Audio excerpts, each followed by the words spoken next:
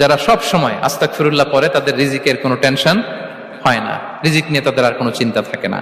আল্লাহ নবী নূহ আলাইহিস সালাম যিনি ওনার জাতিগোষ্ঠীকে বলেছিলেন ফাকুলতু আস্তাগফিরু রাব্বাকুম ইন্নাহু কানা গাফফারা, তোমরা বেশি বেশি ইস্তেগফার পড়ো, তিনি ক্ষমাশীল। ইস্তেগফার পড়লে কি হবে? ইউরসিলিস সামাআ আলাইকুম মিদরারা, রহমতের বৃষ্টি বর্ষণ হবে, তোমাদের জমিগুলো উর্বর হবে।